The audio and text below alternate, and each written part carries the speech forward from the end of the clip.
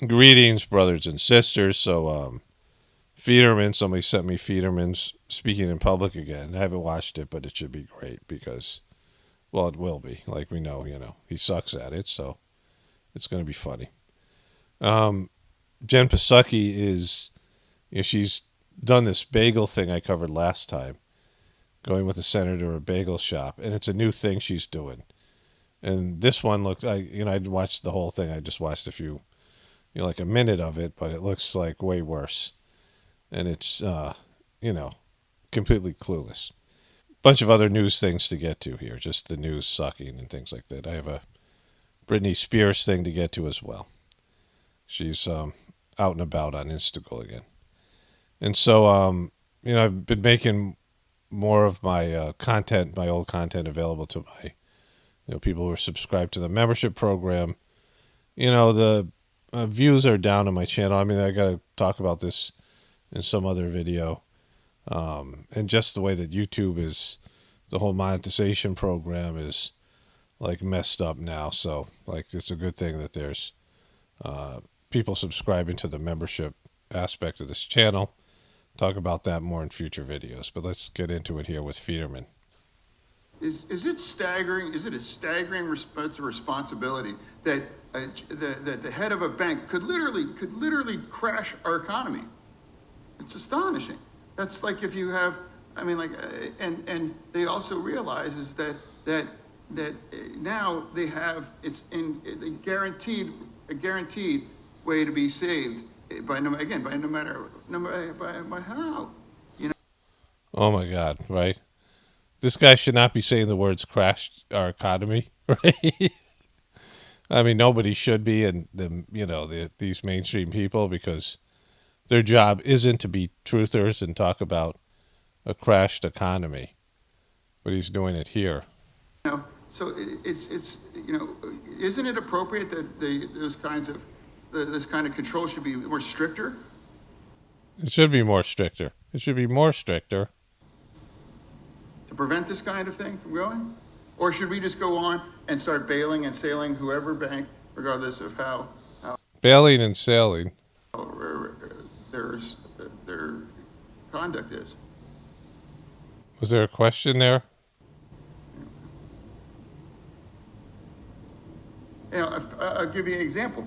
The Republicans want to give a work requirement for SNAP. For a hungry family has to have this kind of penalties or some kinds of working. Exactly. The last thing a hungry family needs is to have to do work. I mean, they're hungry. Why would they have to do any work?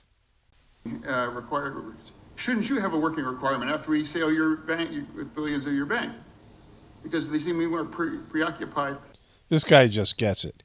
You guys should be out in a chain gang with a pickaxe and some rocks until you split enough rocks to pay back $1 billion of bailout money. When then SNAP and requirements for works for hungry people, but not about protecting the taxpayers, that will bail no matter whatever does about a bank to crash it.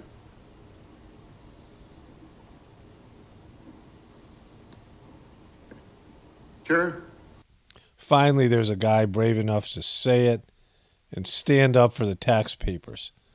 He's standing up for these tax papers, and he's not having any more of it. But not about protecting the tax papers. Sure.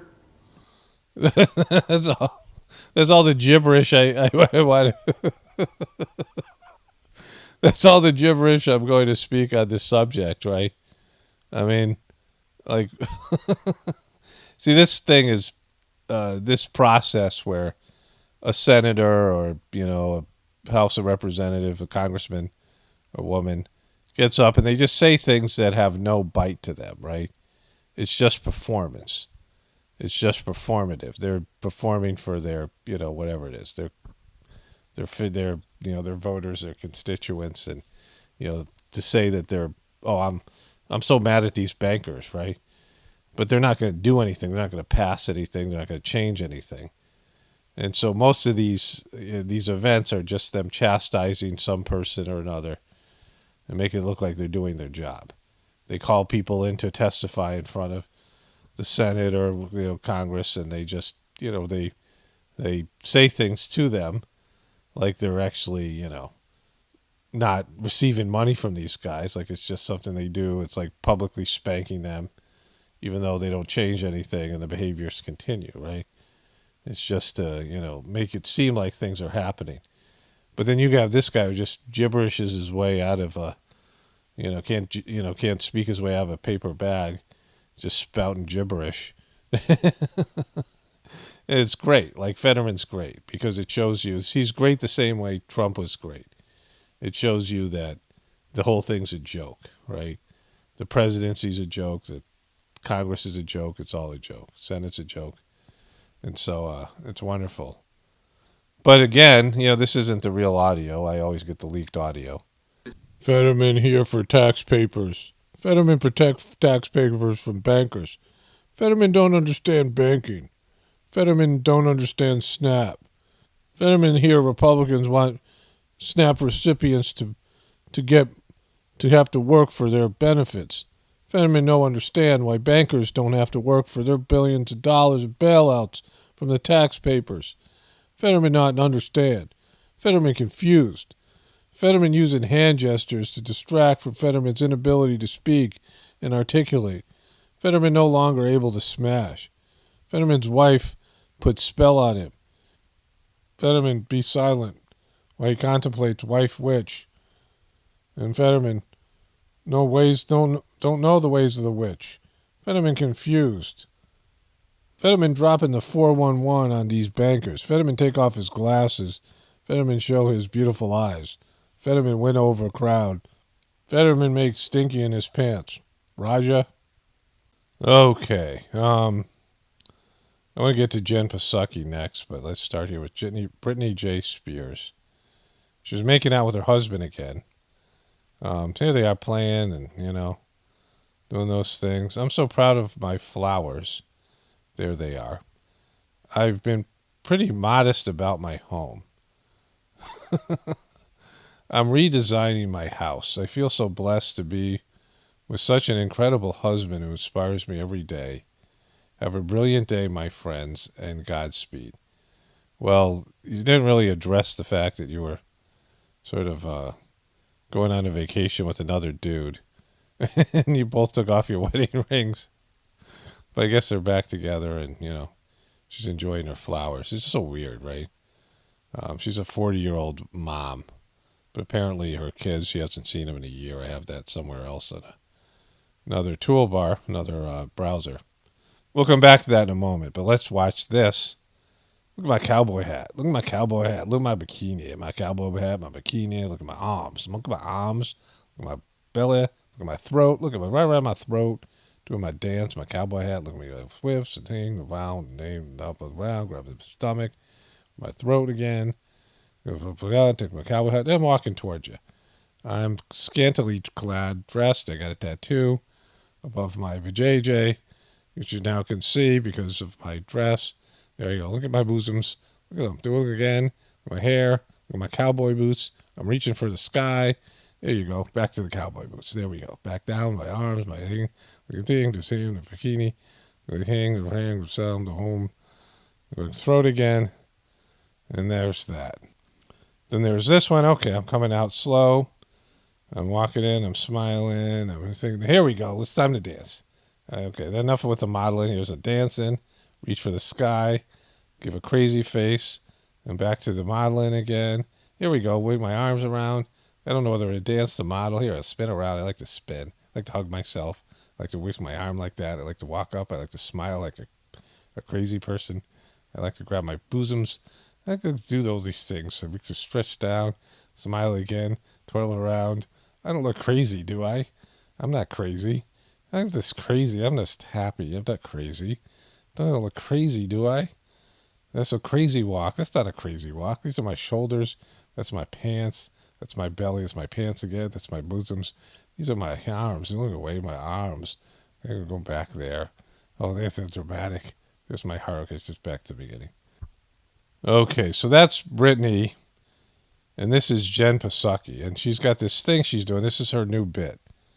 Jen Psaki tours vinyl record store with Generation Z Congressman Maxwell Frost. Gen Z, Jen Psaki and Gen Z together again. Congressman Frost, Hey, how you doing? Good to see you. So good to see Thanks you. for spending some time with me. She's a hugger. She likes to hug these congressmen. Of this course, morning. of course. You wanna grab some coffee? Yeah, let's do it. Let's grab some coffee. So do you typically make coffee at home, or are you a person who gets it on the way to work? I get it on the way to work. My girlfriend's a I bet he gets it on the way to work. barista, or she used to be, so Oh. she makes great coffee. Mine, not so much. So what's your typical order when you come to a coffee shop like I this? do a latte. I do iced vanilla latte with oat milk. The same thing every time. I And need the oat always milk. iced, even if it's... Always have to be ice? Let's get to the bottom of this. How this guy wants his latte. How this Generation Z entitled congressman named Maxwell Frost likes his latte. There's nothing that, makes you appeal to the common folk by understanding how you drink your lattes. There's nothing more down to earth than latte drinking with a young congressman. This is how you reach out and connect with the people. They really get to know you now. They know the way you like your latte, and that you like it with ice cubes. I mean, this is just so pretentious and clueless. It's unwatchable. I mean, it's mockable, which I do here, but it's unwatchable as content. And it's, completely a swing and a miss, right? Because they're trying to make this personalized, where you get to know these people as people. And then you're like, well, I have less in common with them than I thought, right? They're so clueless. They think this is a good way to humanize these corrupt politicians. It's freezing cold I outside? don't care how cold it. I'll eat ice cream when it's cold outside. Me too. I love ice cream Yeah. anytime. She likes ice cream anytime. You know who else likes ice cream anytime? Joe Biden. They're ice cream eaters, even when it's winter.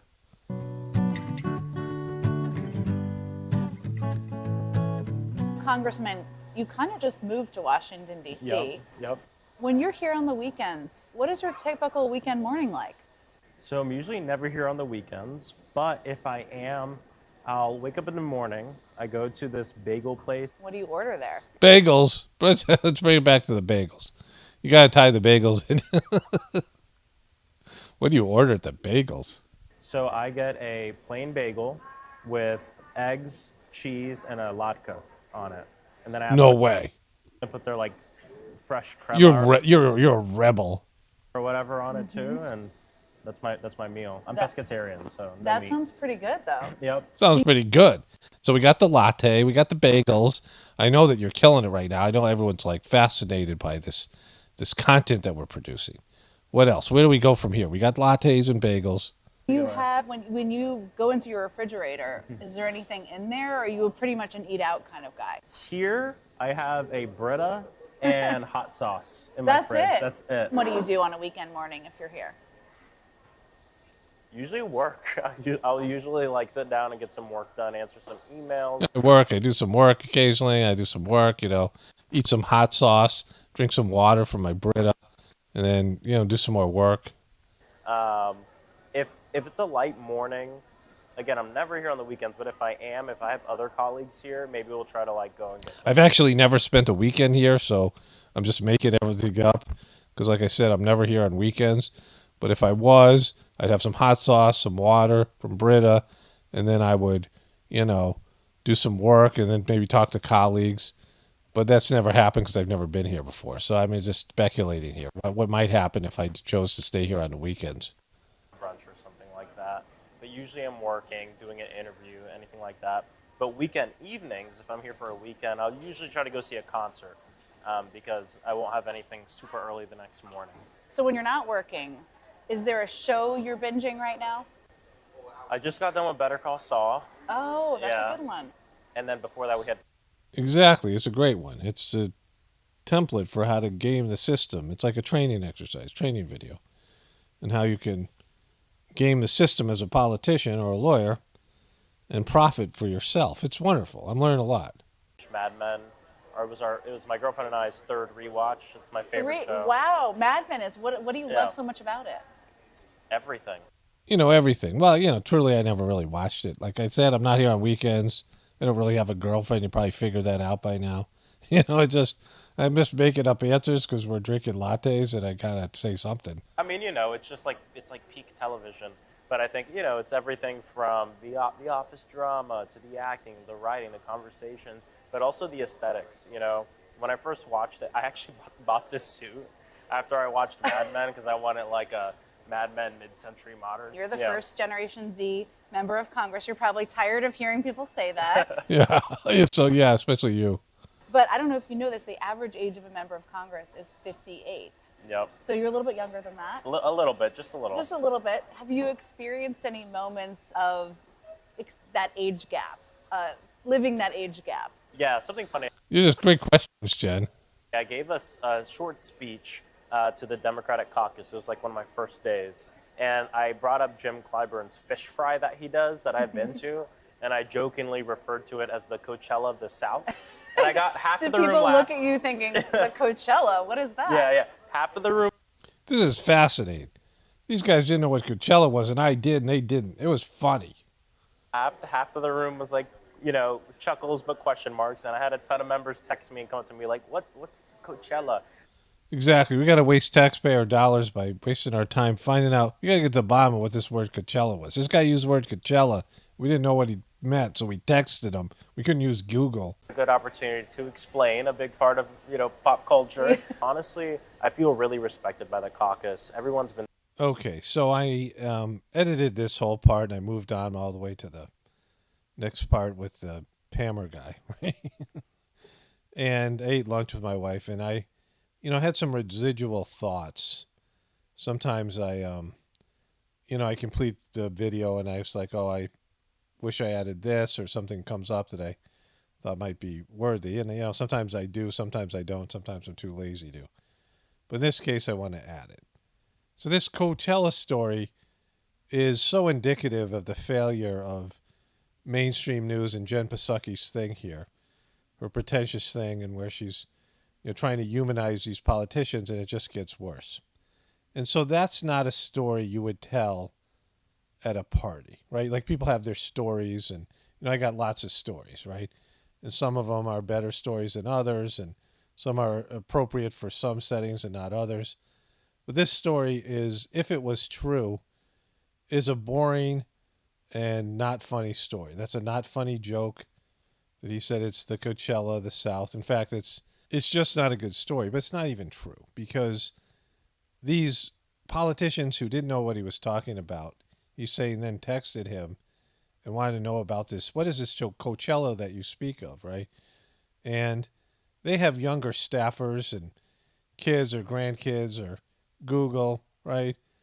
Like it didn't happen. Like I can't imagine people texted him afterwards and said, other professional politicians, and had an exchange with him about Coachella, or went up to him and asked him. It was just like, yeah, maybe to break the ice, but why would that even happen?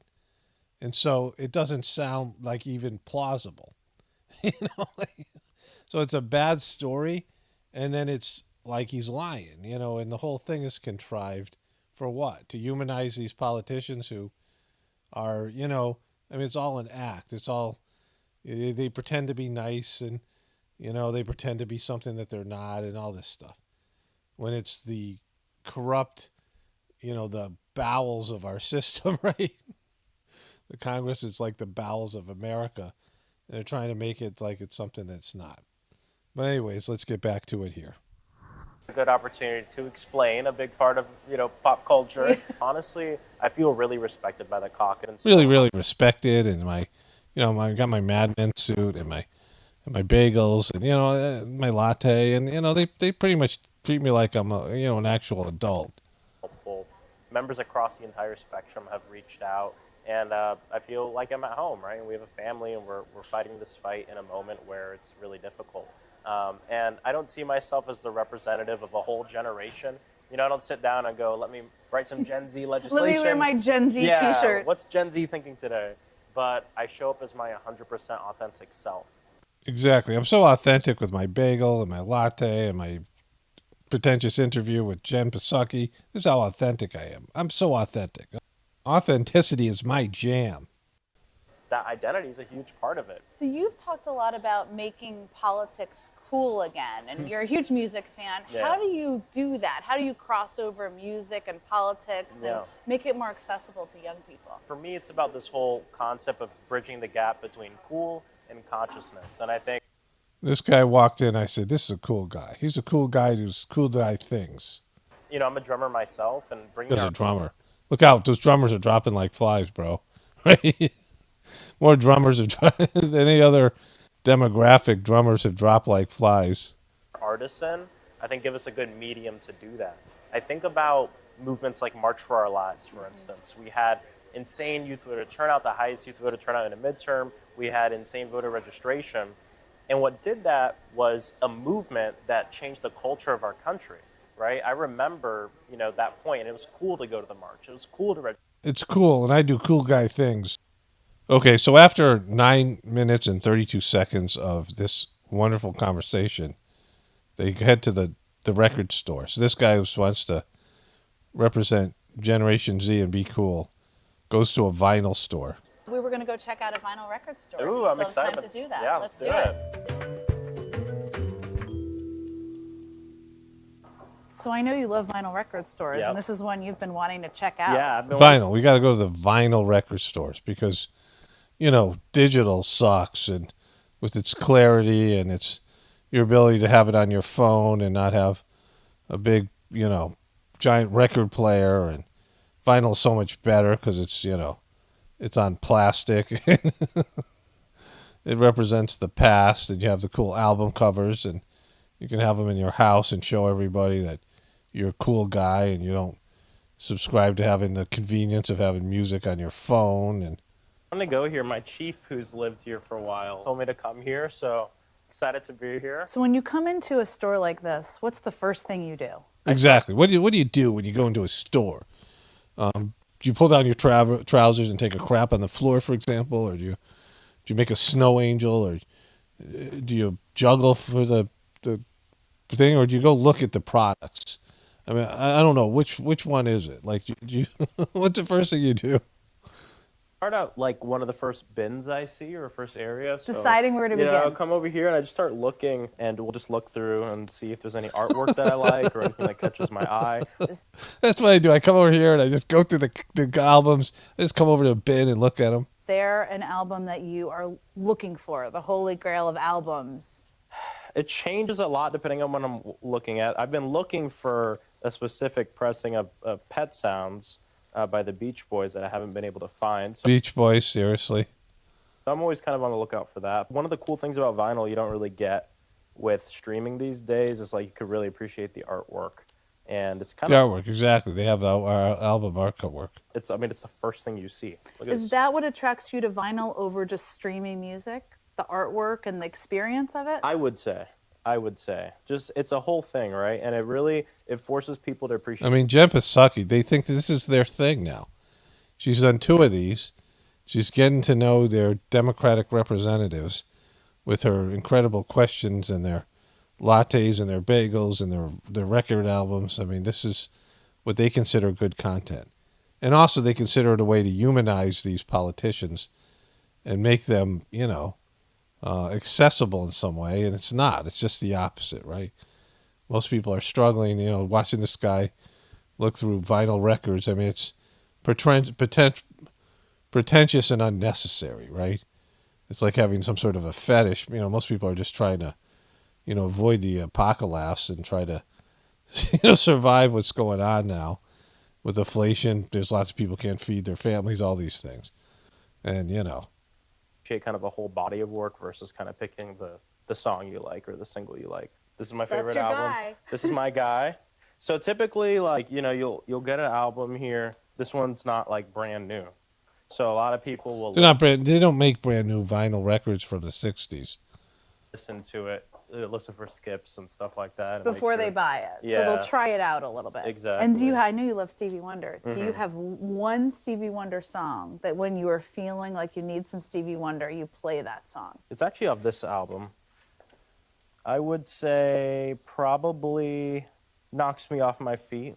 But I'm Exactly. Good. She's just getting to the good stuff. every song of this album I've gone through a phase with. So, it's just great. Her fake smile. I mean, he's gone through a phase with every song on this album. Story of your life, right there on the album. Soundtrack of my life. Do you remember what your first concert was? I do. It's The Wiggles. Really? Yeah. What was your second concert? My second concert was Maynard Ferguson, who's a trumpet What's your 25th concert? player. He passed away years ago. Another show that I really remember young was seeing Brian Wilson on the Smile Tour, which was awesome. Changed my life. I think I was the youngest Changed his life. person in the room and the blackest person in the room, but it was still great, And it was a You fun still time. may be one of the youngest and Yeah, one of the blackest yeah, in the room yeah, if you right. go to a concert of his. Who knows? Exactly, yeah. But that music is what I grew up on. Changed my life. Thanks for spending the day with Yeah, us. So of you course. have coffee and you have your vinyl record. And what about Saturday night? What's your next Saturday night plan if you're in Washington, D.C.? If I'm in Washington, D.C., I'll probably be at a concert. Yeah, you already said that. She already asked you that question. You're repeating yourself. This content's bad enough, right? This is who we are. We suck. Jim Psaki sucks. This is a bad bit. And for the love of God, keep on doing them, right? So let's move on to this smug poop who is narcissistic and arrogantly going to talk about how narcissistic and arrogant Donald J. Trump is, right? If he's not yelling at his crew about the constant hammering. But let's start here. Well, if you're tuning into this program in the hope that for the third night in a row, I will begin by reading new passages of a 60. So 3 nights in a row, he's begun his show focusing on Trump, which is not just 3 nights, it's every night.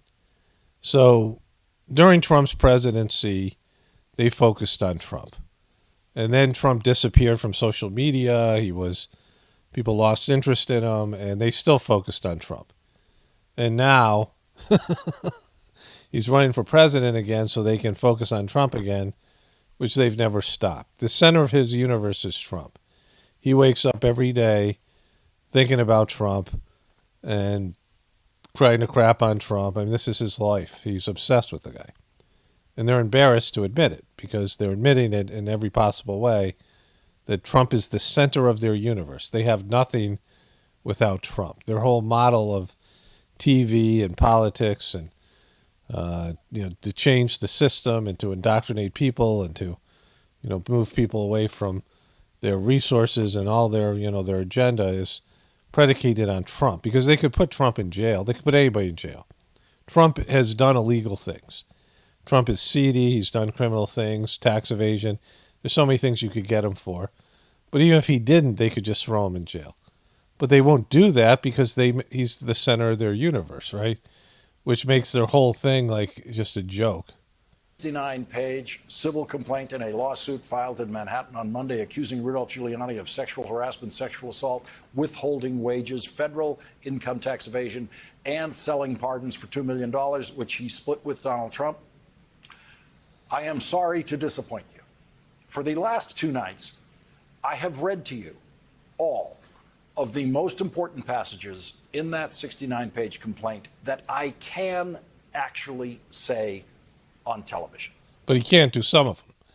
He wants to, and he's read it 10 times. As grotesque as most of what I've already read to you this week sounds, It's grotesque.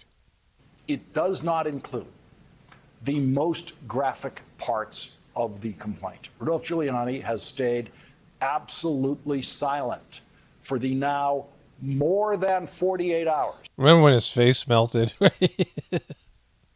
that these written accusations were made public in court.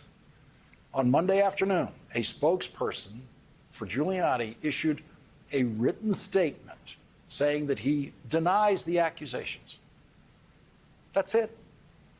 If you're wondering why there hasn't been much more coverage of this lawsuit on television, it might be because they're not obsessed just with Trump as much as you. They have lives. There's actually other things going on. there are so few parts of the complaint that can actually be read on television. No way. The rest of it's private. The most serious accusation in the document that includes Donald Trump is about selling pardons for $2 million during the Trump. And we know that Democrats would never do that. That Hunter Biden, the crackhead, and Joe Magoo would never sell access for money. Like that's something they never do. We'll never cover that because that's not, the hypocrisy for these guys. And I'm not saying Trump is innocent because he's not. I'm saying that Jojo Magoo and his son are totally guilty, and these guys won't cover it. They say they have a problem with these behaviors only when Trump does them, right? When the Democrats do them. And so that makes you like a complete fraud, a complete joke as a human being, a sad sack, narcissistic piece of crap that's just as corrupt and just as evil as Trump, but you're out there covering it like you're somehow better. And you're clearly not. You're a tool, like you're a complete tool. As I mentioned on Monday, when I read that passage to you, it appears on the same page in the complaint where there is a screenshot of Rudolph Giuliani's text to his employee, Noel Dunphy, who is suing him, saying, "Can I shower with you?" On the top, Kaboom! He's got needs. At least he's hygienic, right? Giuliani. of that page, Let's go back. Let's see the rest of the text here. So let's read the rest of this this exchange. Good morning, my love. Try to call. So Rudy's calling this employee his love, which, there must be something else going on here. You're scorched is with me. You're scotched is with me. I'll bring it for you on Thursday, wherever we meet. Let me quickly shower. Can I shower with you? Rudy says. Need to shower and dress before Xfinity and the IT guys come. Good idea. Put very modest clothes on. Possibly burlap. Right? And so that was his, what he said there. This is Noelle Dunphy.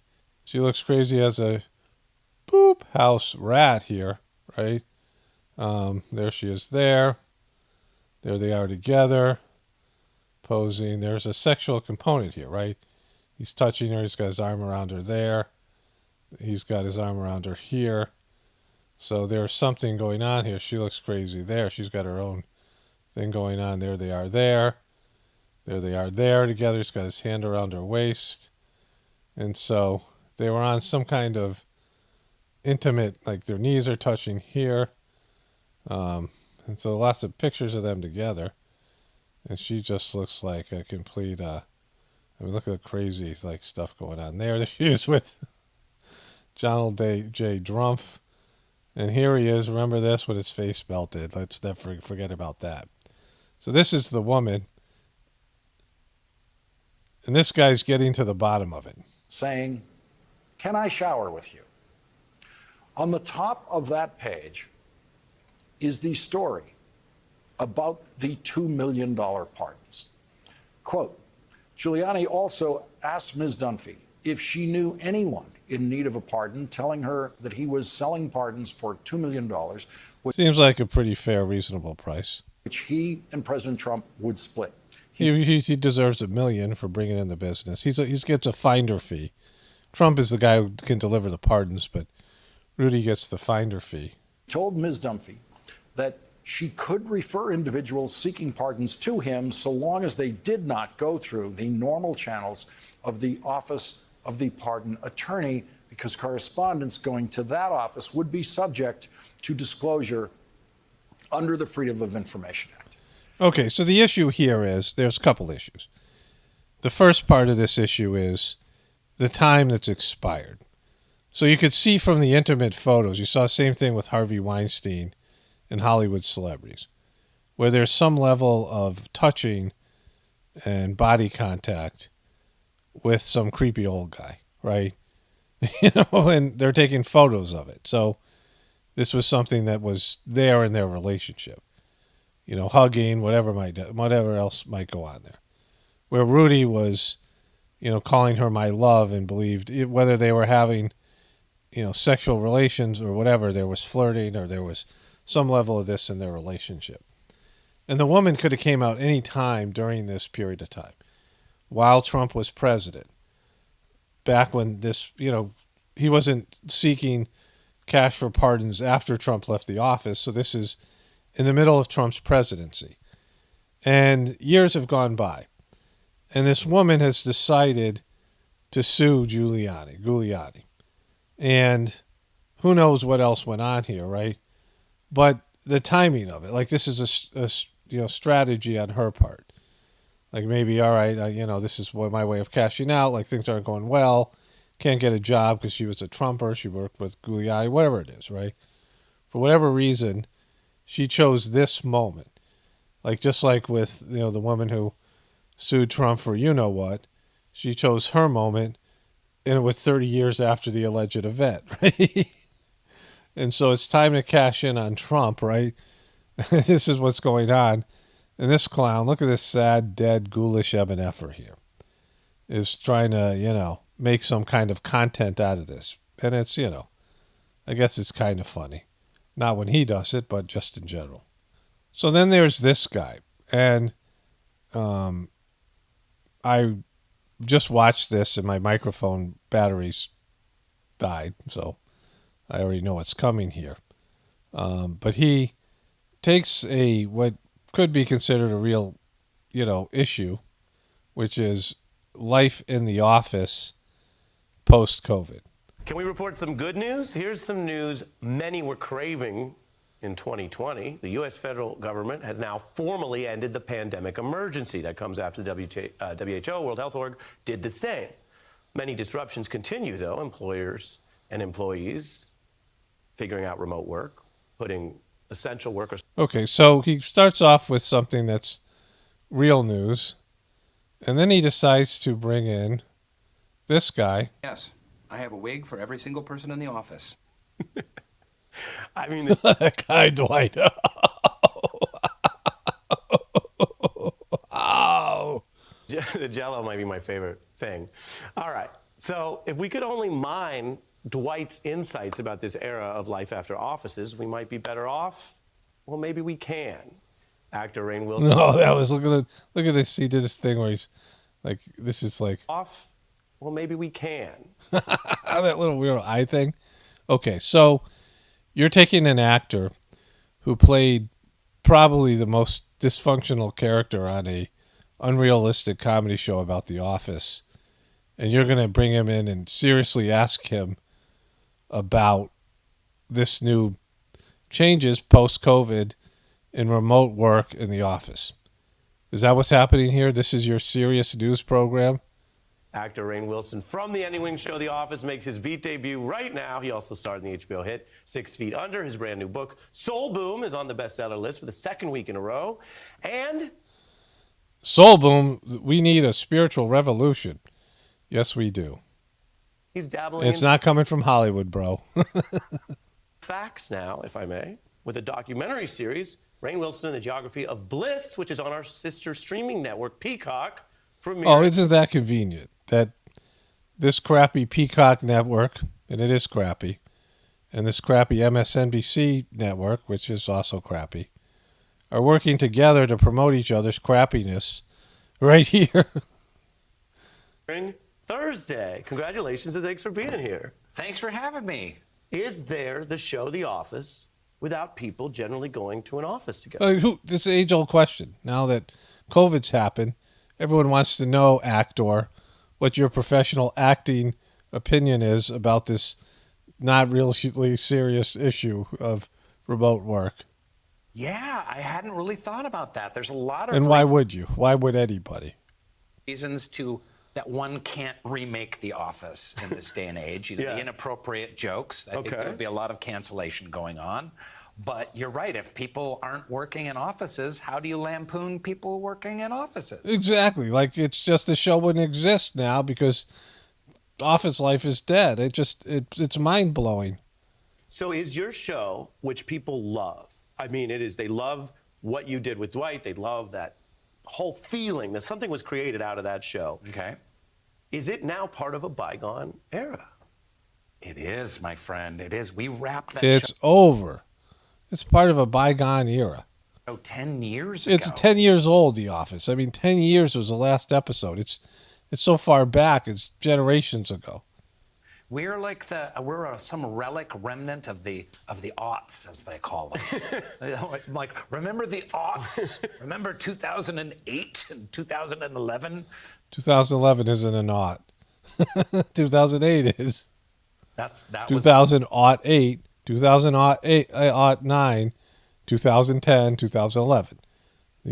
That's the way it works. our show. So yeah, it's a different era. So here's the tough question. You know, we do tough questions. Oh, yeah, sure. Yeah, here's a tough question, right? Here it comes. Kaboom. Do future generations miss out on something that you guys culturally tapped into, which is what happens when people are in an office every day? That is a tough question. How is he going to respond? Is he sweating? I think they do. Yeah, absolutely. I think that, you know, we're going to get to this new TV show, Geography of Bliss, in a minute. When we finally start talking about the effing office, we can't talk enough about the effing office. You know, I have a book and a TV show I'm here to promote, but let's talk about the effing office and effing COVID and the effects of COVID on the office, because that's exactly why I came here. But, you know, one of the key takeaways is, you know, happiness, bliss, well-being comes from community, and it comes from connection. And, you know, a lot of times... So let's ask this actor who played a dysfunctional character on a dysfunctional TV show about a dysfunctional office that was completely fabricated and unrealistic about a paper company in the age of digital, when, you know, paper was... I mean, you know, there was a paper company in the age when paper was disappearing, and now office itself has disappeared because of COVID. Let's ask this guy's opinion about the benefits he received from the community that he built with his fellow actors and the, you know, directors and producers in Hollywood, and how he would have missed out on that, and how future actors won't be able to play in an office because they won't exist. And that, you know, actors won't benefit from that camaraderie that you would get from playing in a fake office, pretending to be something you're not. Offices can be toxic communities. We explore that on the show, but they can be really loving and supportive as well. I know that for me, shooting the show, that was my second family, and coming in every day. Exactly. It was like being in a real office. 12 hours a day, spending it with those wonderful human beings, those wacky human beings, was really fulfilling. Because that's the layers of it, right? That was your office, right? Yeah. It was a set, but you guys... It was a set. That's why you would be an expert. And I'd bring you on my show to talk about something that really shouldn't be talked about anyway, because it's not really news. Got to be getting... How about that Hunter Biden? emotional connection, because you guys have to trust each other to play, to make such a zany thing. Yep. We got paid a little. You can't use the word zany enough. So then he talks about his own docuseries here. Where are the happiest people? Where are the happiest people are probably sitting in a pool of water in Iceland. Boom. Yeah. So Cold water, then? there's cold and hot. See, it's surrounded by the Arctic Ocean, ice cold, which is really good for you. Cold immersion therapy is actually really good for happiness. And they bathed I do that. together in the hot springs everywhere. Yeah, don't do that, though. All the towns of Iceland, everyone just is naked, and they just sit and they bathe together. And that's, frankly, I think Americans could get. We could unify a lot faster if we all bathed together. And I want Yeah, I think that would probably be a horrible idea. to encourage members of Congress, both sides of the aisle, to bathe together in the basement of Congress. What do you think? I love the idea of bonding through extreme temperature. No, but in all truth, in Iceland, they find many unique ways to come together in community, and hot springs is one of them. Just the hot springs is one of them. Of nature, a fantastic support of the arts, and a government that they trust that is going to be taking care of them. This is terrible. Who's calling? Show us. God. Who's calling? You're not going to show us? Spam risk. Hello? I'm on NBC Live right now. Oh, they want me to buy solar panels. I'm so sorry. Hey. That was a good bit. Look at him. Look at this fake MNF here. It happens. Yeah. It happens. That's what happens on the beat, because we're live, baby. We are We live. don't mess around. Yeah. But let's talk about happiness a little bit more. I'll tell you what. Here, catch. Wow. Look, it's a lot. That's how people know it's live. In the final 30 seconds, I would ask you, as someone who's done fun things, what drew you to this? Was it a lack of... The name of this thing, MAGA woke police fail in odd campaign to nudge Dwight from the office. So that was the title of this thing. They didn't get to the MAGA woke police unless it's here. happiness, or more like, wow, you've had a fun life? I am on my own mental health journey and have struggled with anxiety and depression through a great deal of my life. I've spoken about this. So to me, it's super important. He's been depressed. All of them have. They're all depressed. To go on this. But anyway, so this is MSNBC, right? This is what they consider content. Okay, let's move to some semi-serious news here. Project that we will run out of cash, and there is a chance it could be as early as June 1st. Of course, there is a lot of uncertainty, and I plan to update Congress as new information becomes available. But Look at this little dude, Janet J. Yellen. Look at this dude go. Okay, so she's saying that in less than 2 weeks, the American taxpayers will be out of money. This is the biggest and the clearest video I could find out there, surprisingly. There's a lot of short videos. Someone sent me something on Instagram that was poorer quality, but it doesn't really matter because it's what she's saying is important here. And that is she's implying that without the, the shutdown, government shutdown, America will be out of cash, or the government will be out of cash by June 1st. We'll get into that more in a moment here. But that's still our current thinking. Are there extraordinary measures you can take around that time, or is that it?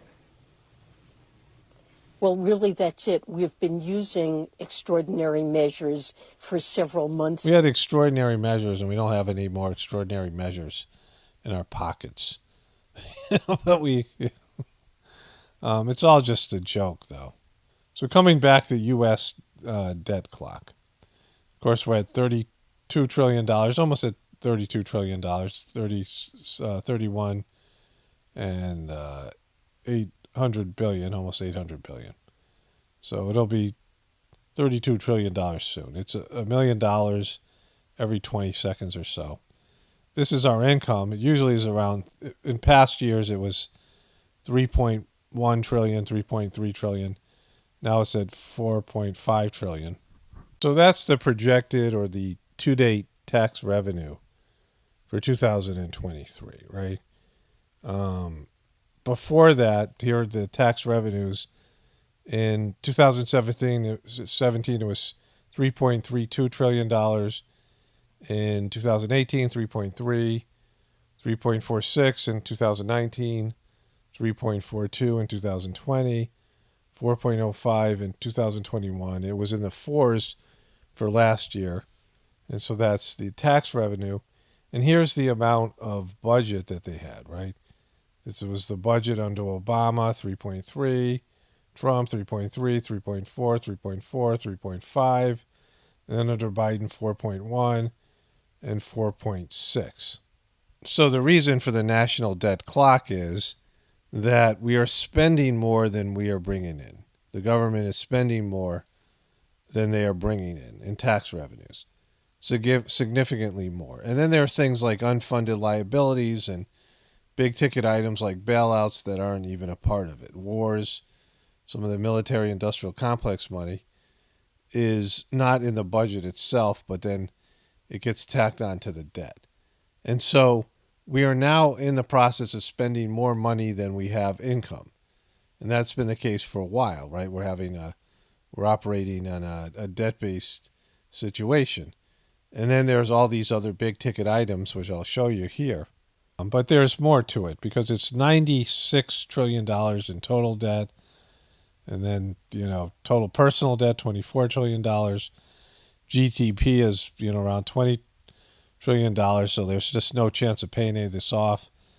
$651 trillion in derivatives. And that shows you, how much fake wealth is being created there. But here's the big problem. Social Security is at $22 trillion. Medicare at $35 trillion. This is going into the future. Unfunded liabilities. These are things that America's going to owe. And it's $187 trillion. There's no amount of money. There's taxes is only this. Social Security is even less than that. Where is the, because you're paying into Social Security tax. And as the boomers, which is a big generation, cash out, and Generation X and Y, the younger generation has to pay into Social Security to pay for their, grandparents and their whatever it is, that generation of people, Social Security. And there's no money. There's not enough money, and there's just the economy's shrinking and not growing, and there isn't enough money, even if it was growing, to pay into that, right? So there's so many ways the economy is insolvent, which we know. And her saying we're almost out of cash, we're in debt. Boop, right? The B word, we're in debt. We're in debt, biatch, right?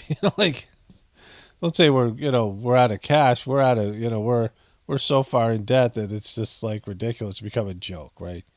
And it's just going to go on until it doesn't. At some point, the merry-go-round is going to stop, and then, it's over. So I just want to add one more thing to this.